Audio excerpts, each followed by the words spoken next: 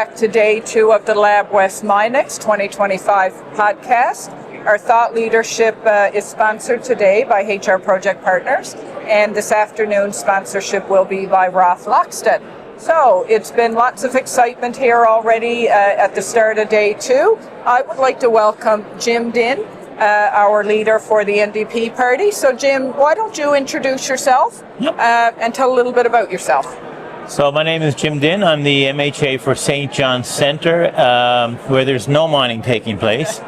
And I'm the leader of the Newfoundland Labrador New Democratic Party. Before that, I taught for 32 years. I was president of the Newfoundland Labrador Teachers Association before, and one of the vice presidents of the Canadian Teachers Federation, and sat on the board of the gathering place as well. Wow, amazing.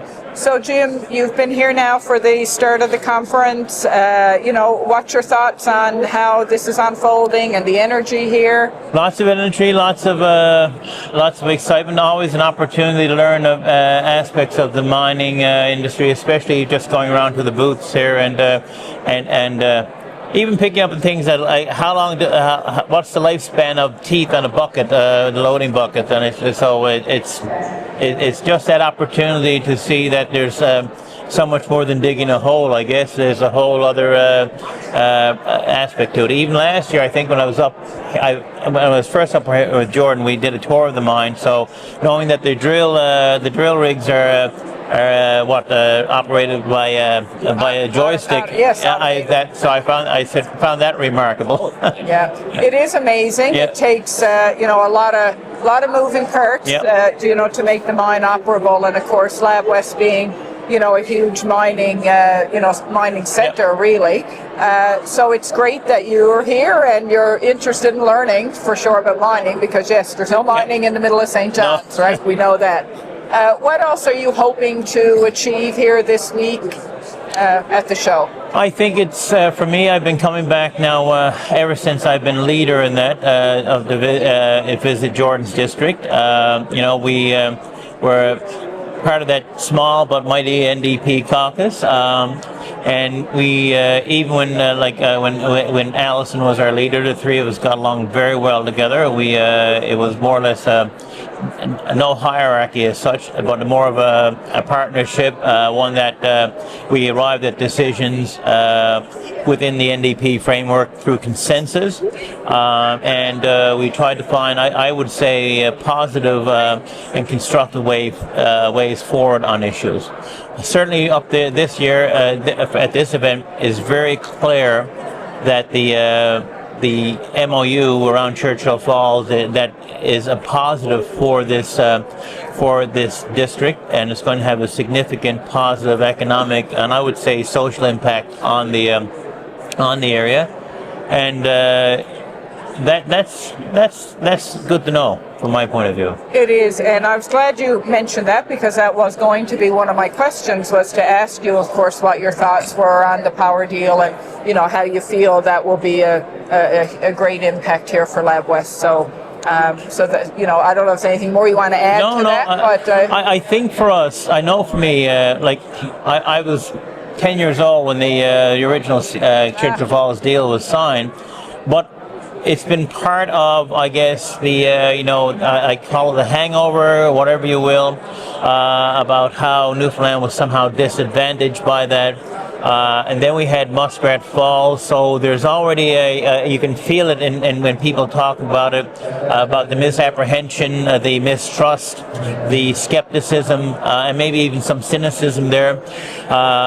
And you can definitely hear it in the House of Assembly leading up to this, the taunts that will go back and forth over Muskrat Falls. And from our point of view as the third party, we never engaged in the chirping or anything along those lines, but we really got tired of hearing the banter back and forth. So going into this, when this was announced, I don't know if I quite would have announced it in the same way, but it needed to be, from our point of view, devoid of, it had to transcend partisan politics, and it had to make a good business case above all, and we also had to get past over the notion of any the interprovincial politics of how Quebec might be out to gain the upper hand. Jackie, we couldn't be afraid to negotiate, but we had to do with it in a way that we got the best deal possible. So Jordan was from his district, very clear they needed the power. Originally, I had, now there's still a lot of questions we just want answered. And one of the things in our conversations that would prevent me from having to vote against it, for those, not to vote against it, but without getting answers, was to push for an independent review. Okay. And because I don't think it was right it was hard to vote against it, because the way the motion was worded, you were basically voting against your negotiating team. And from my own experience in negotiating collective bargaining, you don't do that, right, in a public way. But how do you address the questions that are still there, make sure that what you're being told is accurate? And so we pushed for an independent objective review, and what we meant by that was people who are not tied to the negotiating process. No reflection on the qualifications or the expertise of the people, the consultants, but they were tied to the negotiating process. So we wanted something that would look at this and come back and answer the questions that you probably heard during the debate, whether I think it was the 33.8 million was a fixed or a floating target. And that was the best way forward. The negotiations were still going to proceed. We still got 2 years just about before it's a year and a half to 2 years before it's finalized. You can't just stop the negotiations because it would have significant ramifications, not only for Jordan's district, but also probably for the economy of the province and the people who depend on that economy. So this way we figured was a good way forward. But I'll be honest, it was. But I would argue that's because, like, Jordan and I knew where Jordan stood on this. I knew the concerns I had. So how do you find a way that's constructive? And that, again, that meant, though, going beyond the party lines. And I did send out a letter to the Premier, to the Independents, and to the PCs on this. Here's what we are proposing.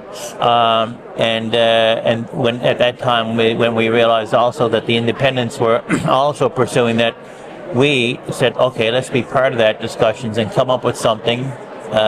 We checked it out with our own consultants that we had hired, and as far as we can see, there's no such thing as zero risk, but this is the best solution. Risk. Right, and the best solution at this time. So, overall, come up to an event like this and you can see very clearly there's a lot of excitement. There is a lot. And a lot of, you can feel it. Oh, it is. And sort of said, like, there's a weight been lifted off their, a weight of uncertainty lifted off their shoulders. And at the end of the day, listen, I think everybody just wants the best for Newfoundland and Labrador. Yep. And for us to succeed and be successful and to thrive. And for sure, it's always been as long as I've been here in Lab West, it's been a bit of an ongoing issue for Labrador West needing more power. So let's, throw the positive energy out. It is, and if Labrador West is doing well, the province is doing well, and if the province is doing well, the country as a whole is doing well. So I mean I do believe that we do well when people around us are doing well. So it's a win-win for everybody. It is, right, and it's got to be that way. And I've got to take my lead in this area from Jordan. I don't know what he doesn't know about mining. He's fond of knowledge and nothing else. He brings a different perspective than I did to do with my a townie, corner boy.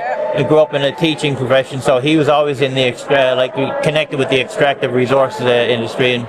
And it's great to have that diversity because you bring it all together and you get the best of everybody. Yeah, right? We try to be practical, and that's the one thing about even when Alison was there, we tried to be practical in our approach to things, because in the end, people have got to put food on the table. Yes. And they've got to have a job to go to, and they want to contribute to the economy and all these things. Absolutely. Well, thank you very much, Jim. Is there anything else you would like to say before we conclude? Well, I will say thank you for having me, and I certainly appreciate the fact that Jordan invites me every year up to this. So I did manage to go ice fishing once.